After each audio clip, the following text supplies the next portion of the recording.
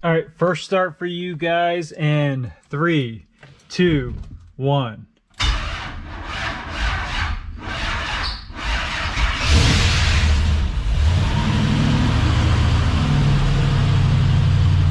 Been running for a while now. Everything looks really good. It's carrying 30 pounds of oil pressure. It's pretty much warmed up, 165 degrees. Air fuel looks killer. It's idling nice and smooth, right about 850 RPMs. We come back here. Just sounds good. And that's the only thing I did on this handheld is go through and answer the typical questions. Startup, made sure everything was set as far as fuel injector size and map sensor. Other than that, you put in your engine size. Again, I have that whole video of exactly how to do that, and this thing fired right up and is idling. We haven't really driven it around yet, letting it get up the temperature, sorting everything out. We did have a power steering leak. The metal line coming out of this tank had a pinhole, so I had to cut it off and move this rubber hose down, but it seems to be okay now. Made a little bit of a mess, but other than that, again, she sounds really good. It's running, it's idling, running with good oil pressure and good coolant temp. It's pretty warm out today, and she sounds really good. Now to kind of clean all this mess up, again, this is all the factory harness stuff that I pulled out of the firewall. We're going to kind of bundle all that up, put some tape on it, and just kind of nestle that right here for now to make sure we don't need any of that. He doesn't need any of that for his air conditioning. He does want to hook the air up. Of course, he's going to have to get a different bracket and a different, probably complete compressor to make that work, because that had the V-belt on it. But there's companies out there that make a high mount. Nestles that right up here, and he's got tons of room. That's where that thing mounted on the old small block anyway, so we're good to go. I'm just gonna let this run and make sure everything's topped off. We put it in and out of gear a few times. It still idles, doesn't stumble, doesn't stall. It's amazing what these Terminator systems can do. Now we're just gonna hold it at some different RPMs, and as you can see right there, the Holly is learning by itself. It's in closed loop. It's at 165 degrees and staying steady there actually. And it is in learning. Again, we have the battery charger hooked up to it. It's not the best situation, but we don't have an alternator right now, so we're just kind of maintaining that battery voltage. We'll vary the RPMs here a little bit up and down. We'll let it idle for a while.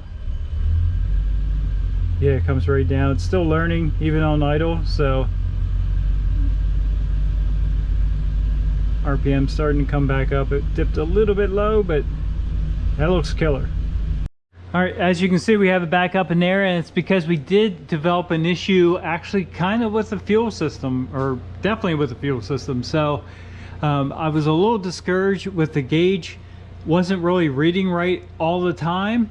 So and then I had it running outside, just kind of letting the Holly do its thing. And this tank over here, we're running off this tank. So the passenger side tank we're running off of, everything was good, no leaks, no nothing. All of a sudden, this tank started actually leaking, and I came over here and looked, and it was actually overfilling. So what I diagnosed it as is we were sucking fuel from this tank, powering the engine, sending fuel pressure to the engine, and returning to this tank. So this tank was completely full and then overfilled and started leaking. This tank was draining fast. So behind this cover is a switching valve. Here's actually the old one that bolts up kind of like that. It does have electrical connection, and it's got ports, so you have a feed and return from both tank, and then out to the engine, or out and then back from the engine. So this thing is kind of weird. The older ones actually had a motor in that swapped them, actually manually did it.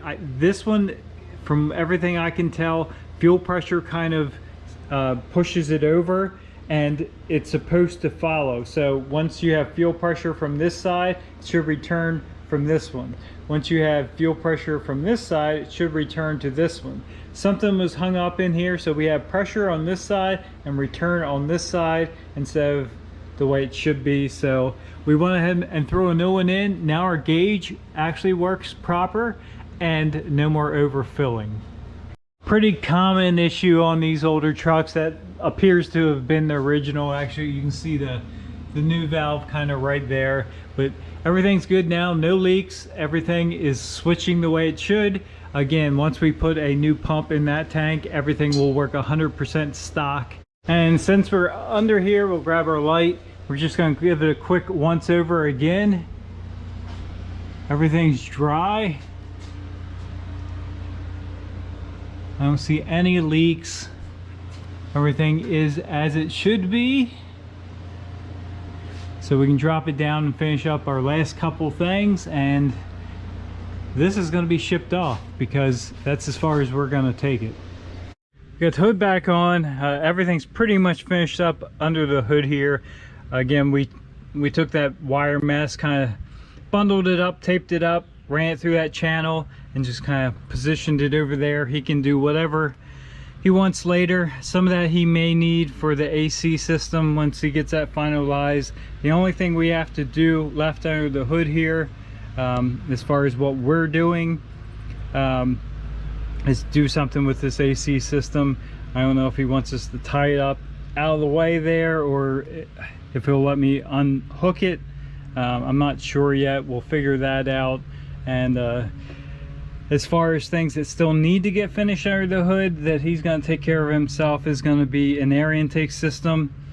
I'm not sure again what he's going to do for the AC system.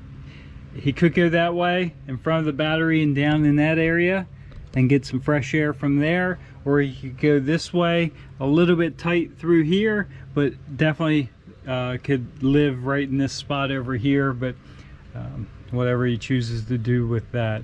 This is the valve cover vent.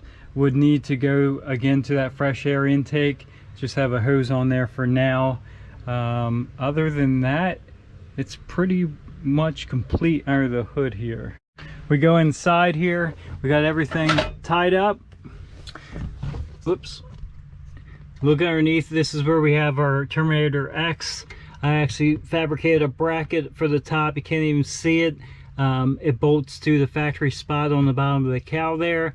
Top of the Terminator screws into it, and then I took and all of these relays and fuses have little tabs off of them, so there's the bracket comes out towards us, and we have some screws holding that nice and secure and up out of the way.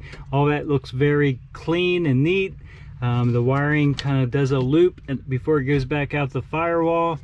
This bundle of wire here that's curled up is a drive-by wire, and you cannot, it actually says on here right now, do not cut or modify. So it is what it is. That's what you have to do with these systems, is gather up the rest of it and just kind of do a loop, zip tie it, keep it up out of the way. But we're up out of the way. This is a CB system or something they had on the truck. So the final step in here is put our glove box back on. It's delivery day for the square body. We're in it.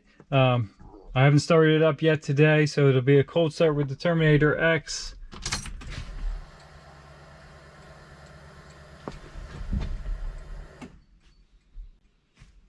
Terminator's up and going. Fires right up.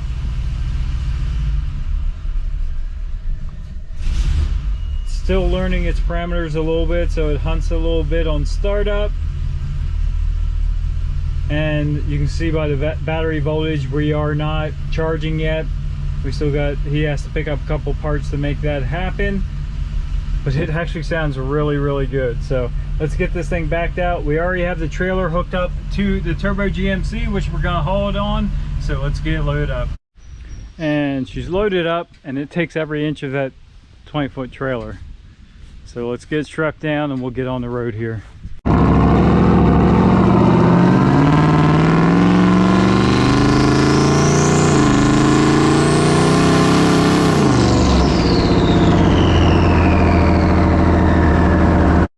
that's going to finish the square body build for now. It's very possible it might be back later, depending on circumstances and how much gets done. But we'll try and give you some updates as that thing as it progresses along. But anyway, thanks for stopping by. I'll put a playlist together of all the videos of that truck. But thanks for stopping by. Have a good day.